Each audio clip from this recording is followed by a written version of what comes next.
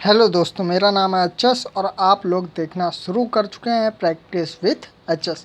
जैसा कि आप लोगों को पता है कि हम लोग नेवी एमआर एनएमआर के लिए प्रैक्टिस सेट लगा रहे थे, जिनमें हम लोग 2 प्रैक्टिस सेट कंप्लीट कर चुके थे और तीसरे प्रैक्टिस सेट के 2 पार्ट कंप्लीट कर चुके हैं। जीके और मैथ का पोर्शन हम लोग कंप्लीट कर चुके हैं पहले से ही। आज हम लोगों को साइंस पढ़नी है, तीसरा पार्ट है ये। हर एक वीडियो में हम लोग 3 पार्ट बनाते हैं, ठीक है, जीके, मैथ और साइंस का। तो ये तीसरा पार्ट हम लोग शुरू करने वाले हैं। तो चलिए वीडियो को शुरू करते हैं। तो ये प्रैक्टिस सेट है और ये बहुत अच्छा प्रैक्टिस सेट, हम लोग यही सॉल्व कर रहे हैं। तो चलिए, अगर आपने अभी तक वीडियो नहीं देखे हैं तो वीडियो जाके आप लोग देख लीजिएगा, और कोई भी कहीं भी प्रॉब्लम हुआ करे तो आप लोग बताया ज़रूर करिए। चलिए, ठीक है। तो और ये मैंने खुद लिख के रखे हैं, क्योंकि लिखा हुआ जल्दी याद होता है, इसलिए मैंने इसको खुद लिखे हैं, ठीक है। तो चलिए शुरू करते हैं। और ये देखिए, मैं क्वेश्चन यहाँ नोट कर लेता हूँ, फिर जब भी गणित समझानी होती है तो इसी में समझा देता हूँ, ठीक है। तो चलिए फिर वीडियो शुरू करते हैं, ठीक है। तो साइंस का 13 नंबर से है ये 25 नंबर पे, ठीक है। 12 क्वेश्चन है, तो चलिए शुरू करते हैं। पहला क्वेश्चन, हर एक क्वेश्चन में मैं आपको 10 सेकंड का टाइम दूंगा, आपको आंसर बताना है, ठीक है। नहीं आएगा तो मैं बताऊंगा, और पर पहले जो है आप लोगों को ही ट्राई करना है, ठीक है। तो शुरू करते हैं। क्वेश्चन नंबर पहला, पहले बताइए, दिख रहा है? मुझे तो दिख रहा है, तो आप लोगों को भी दिख रहा होगा। चलिए शुरू करते हैं। पहला क्वेश्चन है, कैरोसिन के तेल में कौन सी धातु रखी जाती है? बताइए आप लोगों के पास 5 सेकंड का टाइम है। कैरोसिन के तेल में कौन सी धातु रखी जाती है? बताइए। चलिए, आप लोगों का आंसर आई होप सही आया होगा। तो मैं बता दूं, कैरोसिन के जो तेल है उसमें सोडियम धातु रखी जाती है। ऐसा है, सोडियम जो है उसके साथ, जो हवा के साथ मिलके वो बहुत जल्दी क्रियाशील हो जाती है, वो जलने लगती है, इसलिए इसको मिट्टी के तेल में रखते हैं। कैरोसिन को मिट्टी का तेल कहते हैं, ठीक है। और अगर आप लोग 12th में होंगे या बीएससी में होंगे तो आप लोगों को ज़रूर, आप लोगों ने सोडियम तो देखा ही होगा कम से कम लैब में, ठीक है। तो जो है ये सोडियम को जो है कैरोसिन के तेल में रखते हैं। तो option number A is the correct answer. चलिए अगले क्वेश्चन में चलते हैं। ये फिजिक्स का है। पेंडुलम का अधिकतम वेग कहाँ होता है? पेंडुलम का अधिकतम वेग कहाँ होता है? तो 5 सेकंड है आपके पास, आप आंसर देने की कोशिश करिए। आई होप आप लोगों ने आंसर सही दिया होगा। तो पेंडुलम का जो अधिकतम वेग है वो माध्य पर होता है। माध्य का मतलब समझते हैं आप लोग? माध्य का मतलब ये होता है कि जो नीचे की ओर होता है, नीचे की ओर। चरम का मतलब हाईएस्ट, माध्य का मतलब थोड़ा सा बीच और नीचे के मध्य का, समझो, मध्य। जैसे कि आप लोगों ने कभी देखा होगा कि झूला जो होता है ना, झूला, मान लीजिए, 1 मिनट में आपको दिखाता हूँ। ये मान लीजिए ये झूला है, ठीक है। ये झूले में आप लोग चल रहे हैं, वो आसमानी झूला, ठीक है, वो जो 30 रुपये वाला होता है। तो इसमें जब आप लोग ऐसे चल रहे हैं तो जब यहाँ से ऊपर जाएंगे तो आप लोगों को वज़न कम लगेगा और स्पीड भी कम लगेगी। पर जब नीचे आएंगे तो स्पीड भी ज़्यादा लगेगी और ऐसा लगेगा बिल्कुल नहीं, सांस ऊपर को उठने लगती है। तो जब नीचे आता है तो ये जो नीचे आता है ना, ये जो होता है यही होता है माध्य स्थिति, ठीक है। ये होता है, ठीक है। तो पेंडुलम का जो अधिकतम वेग होता है वो माध्य स्थिति में होता है, ध्यान रखिएगा, ठीक है। अगला क्वेश्चन, सर्दी में पेट्रोल में क्या मिलाते हैं? 5 सेकंड आपके पास, आंसर देने की कोशिश करिए। सर्दी में पेट्रोल में क्या मिलाते हैं? तो जो है इसका option number A is the correct answer है।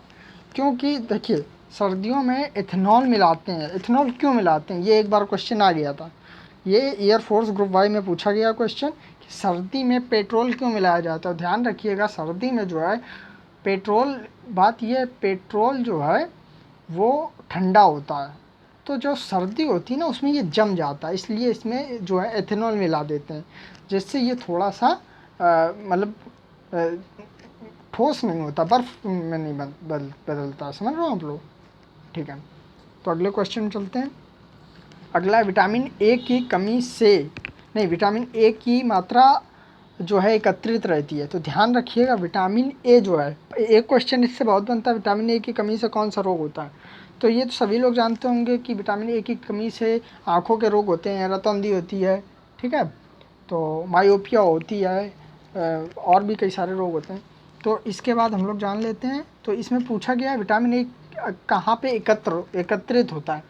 तो ध्यान रखिएगा, विटामिन ए जो है वो यकृत में एकत्रित होता है। कहाँ पे एकत्रित होता है? यकृत में एकत्रित होता है। तो option number B is the correct answer, ठीक है, यकृत, B is the correct answer. चलिए अब लोग हम अगले में चलते हैं। हम लोग ऊर्जा का सीजीएस मात्रक है, ऊर्जा का सीजीएस मात्रक है। 5 सेकंड है आपके पास, आंसर देने की कोशिश करिए। तो ध्यान रखिएगा, ऊर्जा का जो सीजीएस मात्रक है वो है अर्ग। ऊर्जा का सीजीएस मात्रक अर्ग होता है, ठीक है। Option number A is the correct answer. और ऊर्जा का जो है, ध्यान रखिएगा इसमें जूल भी है ऊर्जा का मात्रक, ठीक है। जूल और अर्ग ये ऊर्जा के मात्रक हैं, और जबकि न्यूटन बल का मात्रक है और डाइन भी बल का मात्रक है, ये दोनों बल के मात्रक हैं, ठीक है। और उसके बाद हम लोग देखते हैं, हाँ इतना ध्यान रखिएगा, जब ऊर्जा का अगर यहाँ पे देखिए, ऊर्जा का सूत्र होता है W बराबर Fs, जहाँ पे F होता है बल और S होता है विस्थापन, बल की दिशा में विस्थापन। तो अगर न्यूटन मीटर होता तो हम ये मान लेते कि ये ऊर्जा है, ठीक है। डाइन सेंटीमीटर होता तो हम मान लेते कि ये ऊर्जा है। लेकिन प्रेजेंट टाइम में ये दोनों बल हैं। डाइन जो है, जो देखिए न्यूटन MKS है, सॉरी न्यूटन SI है, और डाइन CGS है बल के, ठीक है। और अर्ग CGS है ऊर्जा का, और जूल SI है ऊर्जा का, ठीक है। ये ध्यान रखिएगा, W बराबर Fs। और इसी को जब सॉल्व करते हैं तो आप लोगों ने देखा होगा W बराबर Fs cos थीटा। जब कोई थीटा कोण पे कार्य लगता है, थीटा कोण पर कार्य लगता है, तो ये इससे एक और क्वेश्चन बनता है कि क्वेश्चन ये बनता है इनमें से कौन किनके द्वारा कार्य नहीं किया जाता। तो ध्यान रखिएगा, एक बार एक क्वेश्चन बना था रेलवे में, ये क्वेश्चन बना था कि जो है एक जो कुली होता है ना, कुली सर पे सामान रख के ले जा रहा है, तो उसमें किया गया कार्य कितना होगा। तो ये बहुत इंपॉर्टेंट क्वेश्चन, ध्यान रखिएगा। अगर फिजिक्स के हिसाब से चला जाए तो कुली को पैसे नहीं देने चाहिए। क्यों? क्योंकि उसने कुछ कार्य ही नहीं किया, उसने कुछ कार्य ही नहीं किया, तो पैसे किस बात के। देखिए, जो इसे मैं कहाँ समझाऊँ, चलो यहाँ समझा देता हूँ, ठीक है, यहाँ समझा देता हूँ। ये कुली है, ये कुली है, ये कुली है, ये कुली के सर पे सामान है, ये कुली का सर है, ये कुली के सर पे सामान है, ये कुली के 2 पैर हैं, ये कुली के 2 हाथ हैं, नहीं हाथ तो ऊपर होंगे ना, सामान लिए हुए। ये कुली के 2 हाथ है, ये कुली के 2 पैर हैं, ये कुली का सर है। अब देखिए, ये जो है, ये एक जो है कुली के नीचे एक बल लग रहा होगा F, ये होगा mg, ये है भार, ये है भार। और इसके ऊपर लंबवत जस्ट ऊपर एक बल कार्य कर रहा होगा, कौन सा बल? ये होगा प्रतिक्रिया बल। इसे हम लोग R से प्रेजेंट करते हैं और या N से प्रेजेंट करते हैं। इसे हम लोग अभिलंब प्रतिक्रिया बल बोलते हैं। क्या बोलते हैं? अभिलंब प्रतिक्रिया बल।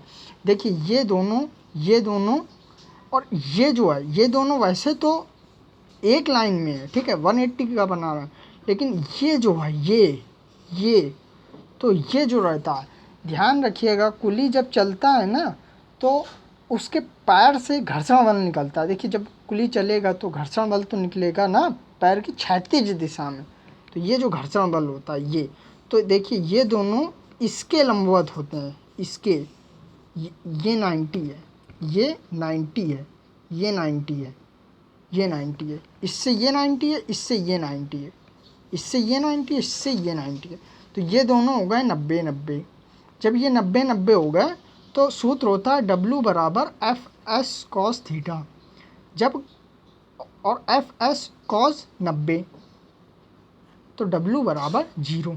जब कुली ने कुछ कार्य नहीं किया तो पैसे किस बात के आए, पैसे किस बात के। लेकिन अगर फिजिक्स लगाएंगे ना तो सब कुली मिल के ऐसा धोएंगे कि दोबारा फिजिक्स बताने लायक है ना बचेंगे। ठीक है, तो फिजिक्स अपनी जगह और बाकी व्यवहारिक जो ज्ञान होता है वो अपनी जगह। ठीक है, चलिए अगले क्वेश्चन चलते हैं, बहुत हो गई बात। परमाणु भट्टी में ग्रेफाइट का प्रयोग किसके रूप में होते हैं? जो परमाणु भट्टियाँ होती हैं उनमें ग्रेफाइट का रूप किस मतलब ग्रेफाइट का प्रयोग किस लिए करते हैं, क्या कार्य क्या होता है ग्रेफाइट का?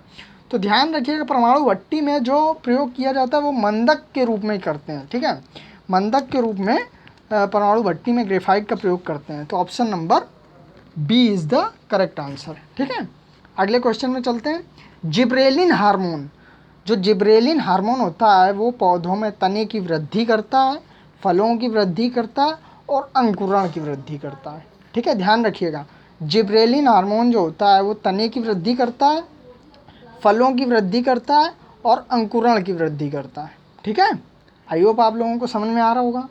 ठीक है जी, ये तीनों, ये ऑप्शन नहीं है, ये आंसर हैं तीनों। ठीक है, अगला ये v बराबर 2 मीटर, देखिए 2 मीटर प्रति सेकेंड का कोई चीज़ है। ठीक है, जिस पे 10 जूल जो है, ये क्वेश्चन मैंने नोट नहीं किया, 1 मिनट मुझे देखना पड़ेगा, 1 मिनट।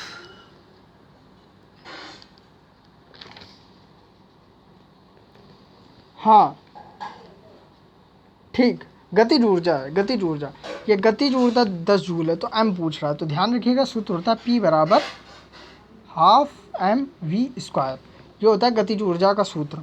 तो गतिज ऊर्जा 10 दी है, 10 बराबर ½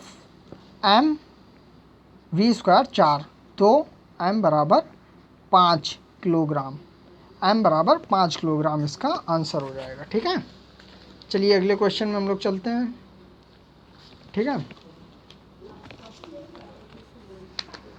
1 मिनट बच्चों।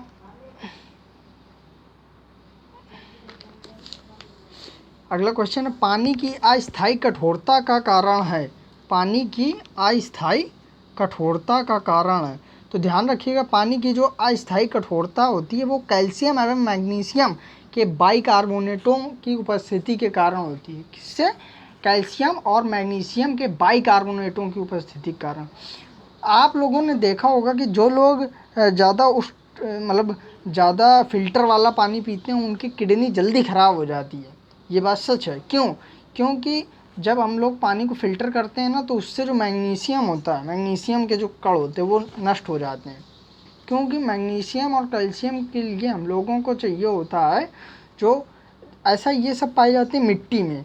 पानी जो हमारा ज़मीन के नीचे से आता है वो मिट्टी के कण उसमें कुछ बहुत छोटे छोटे मात्रा में होते हैं, कैल्शियम और मैग्नीशियम, पर जब इसे हम लोग फ़िल्टर कर लेते हैं ना तो वो ख़त्म हो जाते हैं। इसलिए ऐसा बात नहीं है, देखिए कुछ हम लोगों को खनिज ज़रूरी भी होते हैं, फ़िल्टर वो सब कुछ फ़िल्टर कर देता है। ठीक है, पानी पीने लायक ज़रूर बनता है पर तब भी सब फिल्टर कर देता है। ठीक है, अगले क्वेश्चन चलते हैं।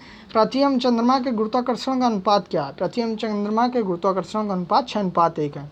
अर्थात अगर इधर पृथ्वी पे किसी का वजन 60 किलो तो चंद्रमा पे उसका वजन 10 किलो होगा। ठीक है, जब गोली लक्ष्य पर लगती है तो चमक होती है। ध्यान रखिएगा, जब गोली लक्ष्य पर लगती है तो जो चमक होती है वो गतिज ऊर्जा के ऊष्मा ऊर्जा में बदलने के कारण, गतिज ऊर्जा जो होती है वो ऊष्मा ऊर्जा में बदलती है। जब गोली निकलेगी तो टकराएगी,